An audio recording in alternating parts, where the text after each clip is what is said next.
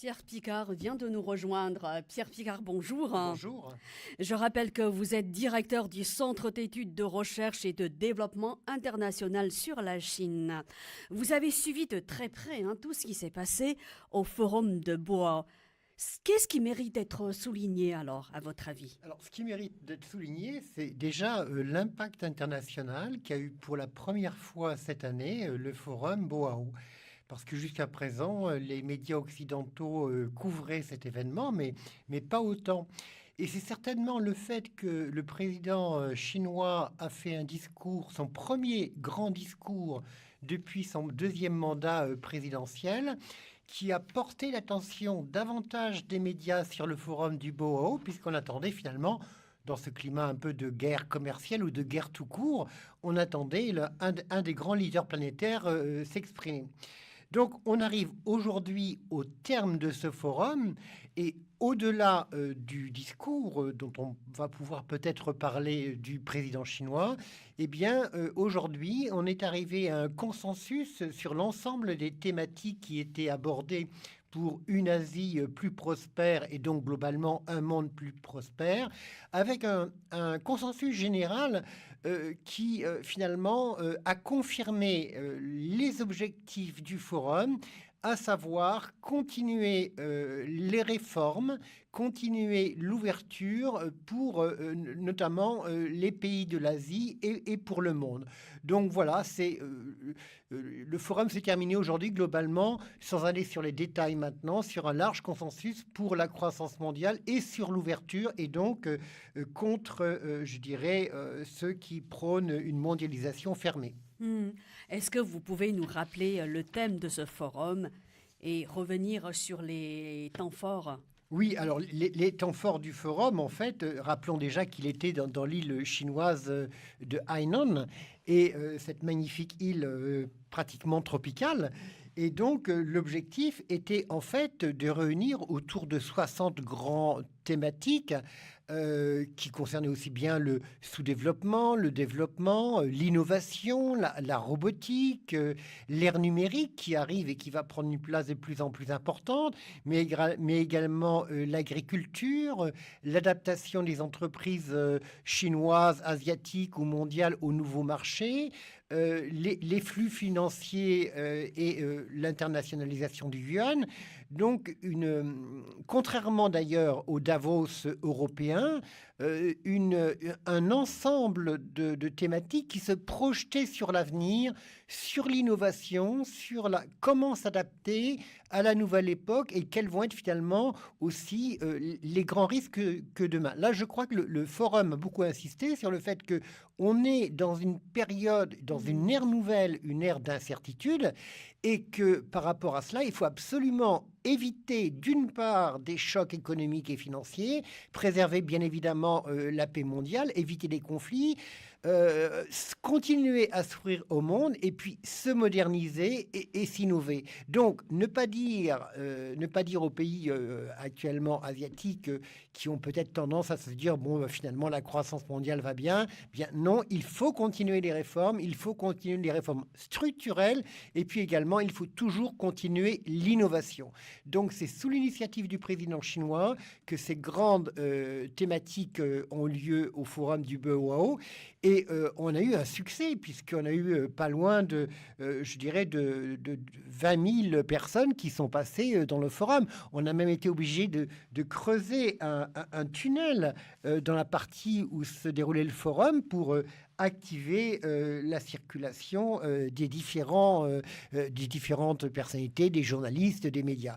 Donc, on a eu vraiment un forum internationalisé face actuellement aux défis qui sont posés par le protectionnisme commercial qui sent ressurgir ici et là. Il n'y a pas que Donald Trump qui a cette attitude-là. Et puis également, pour éviter une nouvelle éventuelle crise financière, comme on l'a vu en 97 ou en 2007-2008. Donc globalement, c'est un succès, mais on pourrait dire, attention, les clignotants sont toujours encore orange face à la situation que l'on connaît bien actuellement sur le plan militaire en Syrie avec une menace de conflit, d'une part, voir. Et puis face, je dirais, à la guerre commerciale, ce qui a d'ailleurs la Chine s'est a porté plainte devant l'OMC pour cette raison. Mais si vous voulez, tout à l'heure, et si on a le temps, il serait tout à fait, je dirais, utile de revenir peut-être sur le discours du président chinois, qui a été le point d'orgue de ce forum.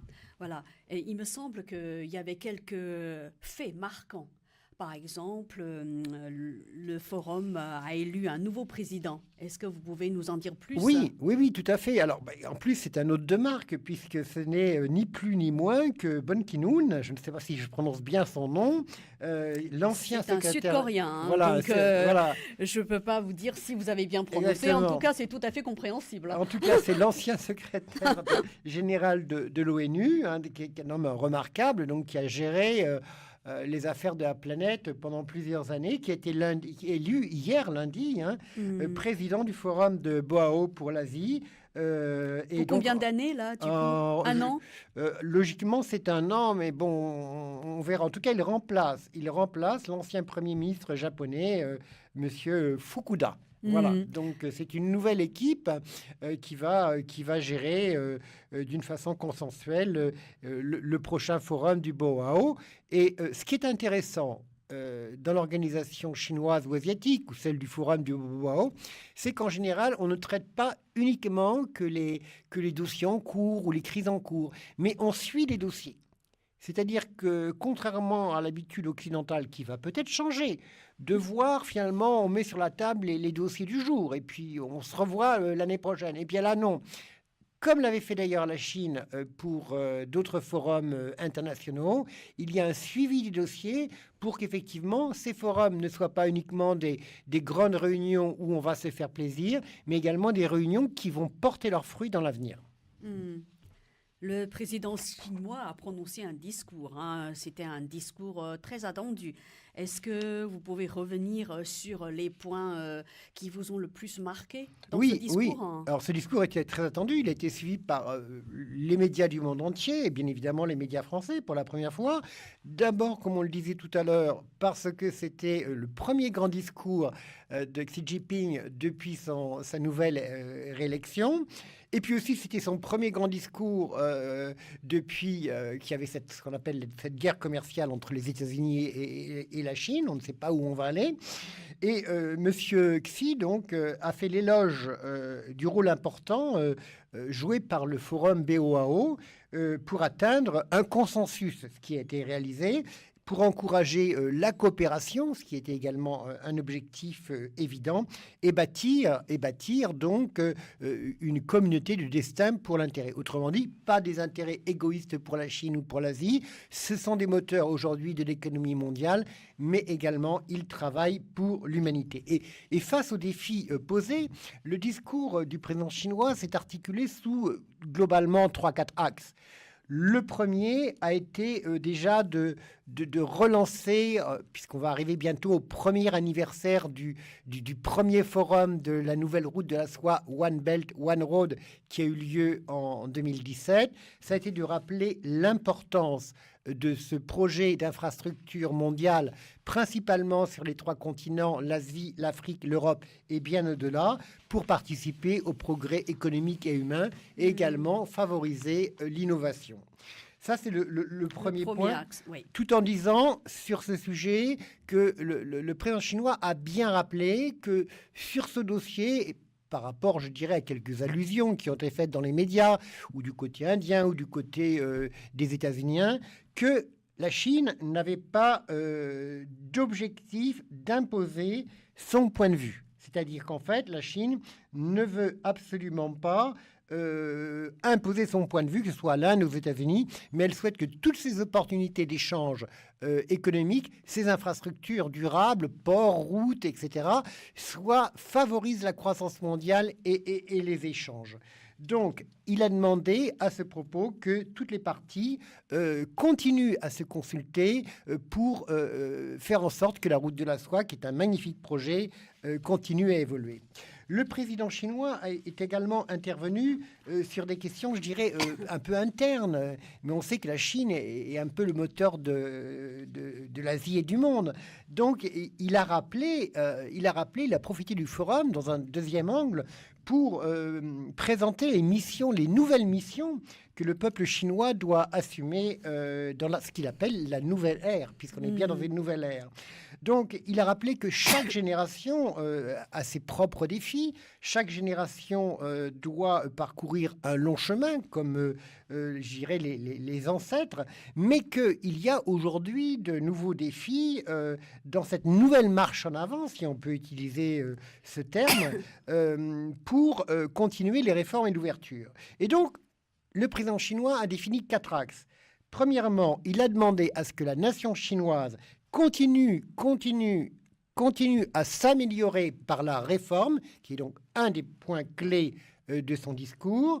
Deuxièmement, prendre des mesures vigoureuses en termes d'innovation. On retrouve ce terme donc dans le discours du président chinois pour la Chine, pour stimuler le développement. Enfin, continuer à accroître la coopération dans le domaine, bien sûr, économique, financier, mais également des régulations, et travailler avec le reste du monde et apporter une plus grande contribution à l'humanité. Voilà le discours du président chinois qui s'adresse aussi directement aux cadres du Parti communiste chinois, au peuple chinois, aux entreprises chinoises, pour continuer à réformer, puisque si le président chinois souhaite réformer, souhaite encourager les réformes en Asie, dans le monde, il faut bien effectivement que la Chine montre l'exemple. Bon, la réforme, c'est le mot d'ordre, hein. Alors, à votre avis, quelles sont les réformes prioritaires que la Chine doit mener dans les mois et les années à venir? Alors, les réformes, le président chinois l'a rappelé fort bien, c'est d'abord, elles sont sur tous les niveaux, dans tous les secteurs. Il y a bien sûr la modernisation continuelle de la Chine au niveau de ses infrastructures, routières, ferroviaires, les aéroports, les lignes de chemin de fer, avoir une industrie plus innovante, plus moderne, qui soit très compétitive, y compris à l'intérieur de la Chine, mais une économie axée plus sur la qualité que la quantité. Donc, avoir une croissance durable qui soit conforme avec la priorité numéro 1 de Pékin, à savoir finalement un environnement vert, des économies d'énergie sur l'eau, des économies d'énergie classique dans les usines, lutter contre la pollution, favoriser la biodiversité, et puis aussi beaucoup d'axes sociaux, à savoir continuer la politique en faveur du peuple chinois. Ça veut dire quoi concrètement? Eh bien, se dire que la pauvreté doit être éradiquée d'ici 1 an et demi maintenant, c'est-à-dire d'ici 2020. Et puis, le compte à rebours est lancé. Le compte à rebours, Pékin vient de débloquer plus de 51 milliards d'euros pour arriver à cet objectif. C'est vraiment une course en avant actuellement. On sait que la Chine, généralement, réussit ses objectifs. C'est un objectif. Donc, c'est quand même assez, voilà. c'est quand même assez extraordinaire de oui, se dire qu'une population de près de 1,4 milliard d'habitants, qui a déjà réduit considérablement sa pauvreté, se fixe un objectif d'1 an et demi pour réduire ce qui représente le 5e de la population du monde, en se disant, dans 18 mois, eh bien, c'est terminé. Donc, on sait très bien que la caractéristique de la vitesse est une caractéristique chinoise qui sidère même tous les experts de la Chine, mais en tout cas, c'est le pari. Et puis, aussi, je crois que Trump a taclé un petit peu son homologue américain dans son discours, au-delà de la politique chinoise, parce que même s'il n'a pas prononcé une seule fois son nom, il a rappelé que la Chine, elle, oui, effectivement, respecte les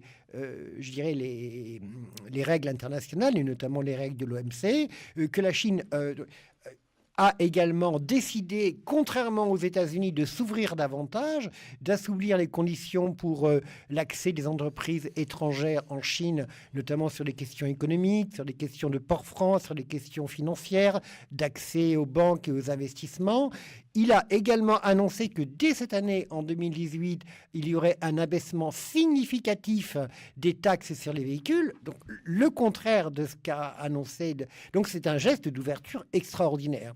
Et puis, on ne peut quand même pas taxer Pékin de se fermer, ni même de faire du dumping international, alors que la Chine a réévalué son yuan. Et donc, voilà.